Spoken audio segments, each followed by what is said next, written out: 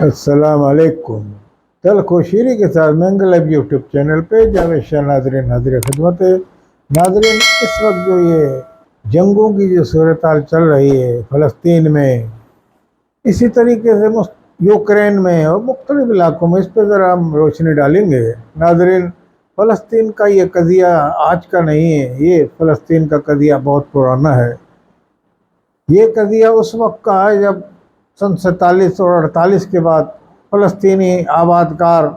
وہاں رہتے تھے، اور اسرائیلیوں نے برطانیہ کے جب نو آبادیاتی یہ بنا تو برطانیہ نے عثمانیہ سلطنت کو وہاں سے نکالنے کے بعد اپنا اثر رسوخ قائم کیا اور اپنے زیر تسلط لایا فلسطین کی زمین کو۔ تو یہ صورتحال میں انہوں نے وہاں سے جو ہٹلر نے یہودی بھگائے تھے وہاں سے، جو مختلف ملکوں نے ان کو پناہ بھی نہیں دی تھی، وہ مختلف ملکوں میں مقیم تھے، تو ان کے لیے ایک جگہ فراہم کرنے کے لیے ایک جگہ بنائی اور فلسطین کی زمین کا انتخاب کیا اور یہاں کچھ فلسطینی آباد کرائے۔ یہ فلسطین کی زمین پہ یہودی آباد کرائے، تو یہ جو زمین تھی اس پہ یہ آباد کاری کی گئی اور فلسطین اس پہ اس وقت سے احتجاج کر رہے ہیں۔ فلسطینیوں نے اس حوالے سے ان پہ یہ پروپنڈا کیا، انہوں نے زمینیں اپنی بیچ دی، ان کو یہ کر دی۔ اس میں کتنی صداقت ہے کتنی نہیں ہے، متضاد باتیں اس میں۔ بہرحال عثمانیہ سلطنت سے فلسطینیوں کا ایک معاہدہ ہوا تھا، فلسطینیوں نے وہ عثمانیہ سلطنت کو زوال پذیر کیا، انہی قوتوں نے، برطانیہ، فرانس اور ان لوگوں نے۔ اس کے بعد وہ معاہدہ جو ہے وہ پس پش چلا گیا اور نئے سرے سے انہوں نے یہودیوں کی اس وقت سے اس آباد کاری کے خلاف فلسطینیوں کی جدوجہد چل رہی ہے۔ فلسطینی تھا، یعنی کہ جو سے مراد کسی بھی مسلک، کسی بھی مذہب کا تعلق رکھنے والا، وہ اس میں جنگ کر رہا تھا اور اسرائیل سے جو نبرد آزما تھا، جو اس وقت قوتیں تھیں ان سے نبرد آزما تھا۔ اسرائیل بتدریج مضبوط ہوتا رہا، امریکہ، برطانیہ، فرانس اور اس طرح کی قوتیں اس کو مضبوط کرتی رہیں، اور اسی طریقے سے جو یہودی پیسے والی تنظیمیں تھیں اور بڑی بڑی کمپنیز تھیں، انہوں نے بڑی مالی امداد بھی کی یہودیوں کی دامے درمے سخنے، جبکہ دامے درمے سخنے فلسطینیوں کی امداد مسلمان نہیں کر رہے۔ عرب ممالک بالخصوص انہوں نے فلسطینی کاز کے ساتھ غداری کی۔ غداری سے مراد یہ کہوں گا کہ انہوں نے فلسطینیوں کی کبھی مدد نہیں کی، اور جب بھی مدد کی کچھ اپنے مفاد کے لیے کی۔ کچھ زمین ایسی ہے جو مصر اور اردن کے پاس بھی ہے فلسطین کی، جو قابض ہے، مصر اور اردن اپنا دعویٰ کرتے ہیں، فلسطینی اس کو بھی اپنا کہتے ہیں، مگر پہلے وہ مرحلے پہ اسرائیل سے نبرد آزمائے، مگر اسرائیل اپنی توسیع پسندانہ عزائم لے کے آگے بڑھا جا رہا ہے اور اپنی جو آباد کاری کر رہا ہے، یہودیوں کی نئی نئی بستیاں تعمیر کر رہا ہے، اس لیے یہ جھگڑا طول پکڑتا جا رہا ہے۔ ایک زمانے میں یہ تنظیم آزادی فلسطین PLO، یاسر عرفات کی جو تنظیم تھی، اس نے مسلح جدوجہد کا آغاز کیا تھا شروع میں ان کے، اس میں جارج حباش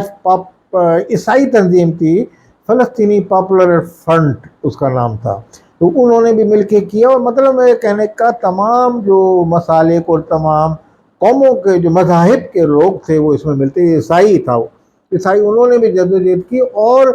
ناک چنے چبوا دی اسرائیل کو انہوں نے۔ اس زمانے میں لیلا خالد اور بڑی بڑی یہ مجاہدہ تھیں اور یہ حریت پسند چلاتے تھے، ان کی اس وقت پاکستان کی حکومتوں نے بڑی مدد کی۔ ذوالفقار علی بھٹو نے یاسر عرفات کو عزت سے اسلامی سربراہ کانفرنس میں بلایا، یعنی کہ اتنی ان کی جدوجہد تھی مسلح کہ دنیا یعنی کہ اس پہ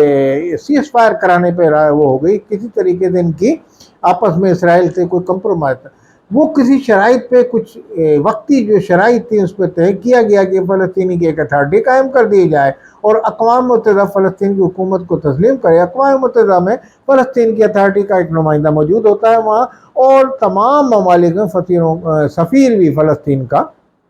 موجود ہوتا ہے۔ اسی طریقے سے فلسطین کی ایک خود مختار ریاست وہاں قائم کر دی گئی، جس کے سربراہ یاسر عرفات بنے۔ اسی کے حوالے سے اب امریکہ اور اس سے جو دنیا بھر میں جو اسلامی ممالک جو امریکہ کے خلاف ہیں، جس میں ایران اور کافی ایسے ممالک ہیں جو امریکہ کے نبرد آزما ہے دنیا میں امریکہ کی جو استعماری جو قوتیں ہیں ان کے خلاف کام کر رہے ہیں، اور وہ مطلب ان کے خلاف بولتے ہیں، امریکہ کی بولتے ہیں امریکہ پوری دنیا میں سازشیں کر رہا ہے ہر ملک کو، اس میں کوئی ڈھکی چھپی بات بھی نہیں ہے، بہرحال یہ بھی ایک حقیقت ہے۔ اسی طریقے سے ان ممالک نے امریکہ کے خلاف ایک بلاک بنایا، اور اسی میں وہ تنظیمیں جو عسکری تنظیمیں جو امریکہ مفاد کے خلاف جنگ لڑ رہی تھی مختلف ممالک میں، وہ ان ممالک کی آشیرواد ان عسکری تنظیموں کو حاصل ہو گئی۔ اسی بنیاد پہ اب ایک تنظیمیں جو اخوان المسلمین مصر میں وہ قائم تھی، ایک تنظیم جیت کے آئی الیکشن میں، اس کو اقتدار نہیں دیا گیا،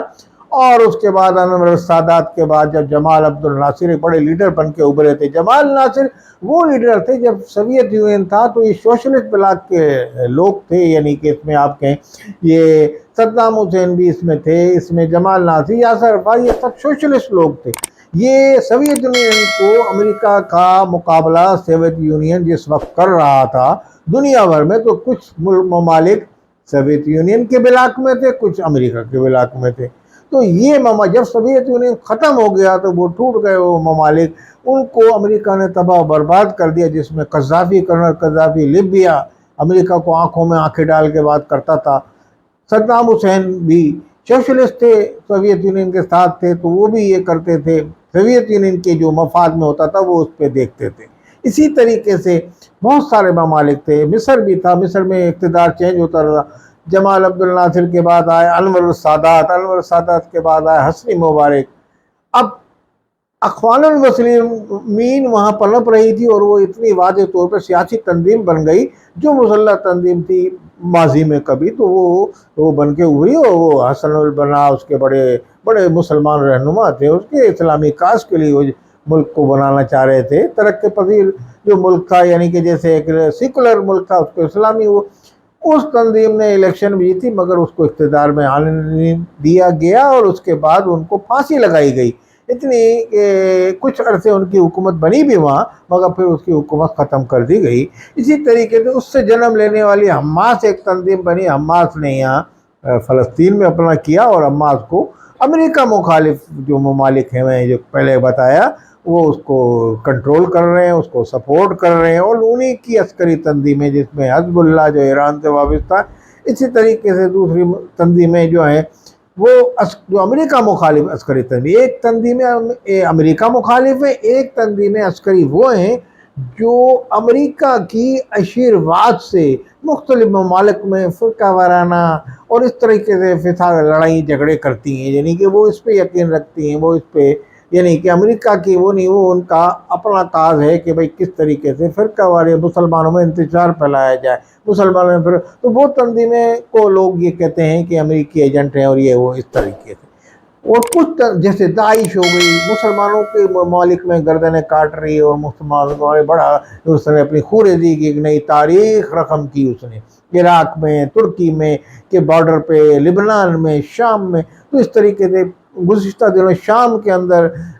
یہ تنظیمیں جو تھیں امریکہ کی حمایت اور مخالف والی آپس میں دست و گریباں تھیں، جس میں داعش بھی تھی، کچھ ایسی تنظیمیں جو انڈیپینڈنٹ اپنے کام کر رہی ہیں، کچھ ممالک کی مدد لے لیتی ہیں، سعودی عرب کے انصار الاسلام اور اس طرح کی تنظیمیں۔ خیر اب کسی حد تک وہ تنظیمیں جو ہے ان ممالک نے عقل کے ناخن لیے، ان تنظیموں کو روکا ہے، اور ان تنظیموں کو یعنی کہ جب امداد ملنا ختم ہو گئی تو وہ بھی اپنی جو جد و جہد کر رہی تھی، جو اپنے غلط کاز کے لیے، جو بھی وہ تنظیمیں بھی خاموش ہو گئی۔ امریکہ مخالف بہرحال جو عسکری تنظیمیں ہیں آشیرواد سے، وہ اپنا دنیا کے ممالک میں کام کر رہی ہیں۔ اسی طریقے سے نائجیریا ادھر ہے، بوکو حرام اور اس طریقے سے، یعنی کہ یہ ظلم کی تاریخیں بھی رقم کر رہے ہیں، کچھ اسلامی کاز کے لیے بھی کرتے ہیں، مگر اس میں بھی ظلم ہوتا ہے لازمی مخالف کو مار کر۔ اسی طریقے سے اب حماس نے یہاں جو فلسطین میں 87 سے وجود اس کا قائم ہوا، اور مضبوط تر ہوتی جا رہی ہے، اور اس میں ایران اور امریکہ مخالف جتنے ممالک ہیں وہ ان کی مدد کرتے ہیں، روس بھی کسی حد تک ان کی مدد کرتا ہے شام کے تھرو، اور شام بھی، اور اسی طریقے سے جو بقایا جات سوویت یونین کے یعنی کہ جو حمایتی ممالک کی رہ گئی ہے، وہ ادھر جہاں امریکی مفادات ہوتے ہیں ان کو ضرب لگانے کے لیے تو ہر طریقے کا ہر حربہ استعمال کرتے ہیں، ہر تنظیم کو سپورٹ کرتے ہیں، تو اسی طریقے سے وہ تنظیموں کو یہ سپورٹ کرتے ہیں۔ تو اب جو میدان لگا ہے وہ فلسطین کی سرزمین، اب حماس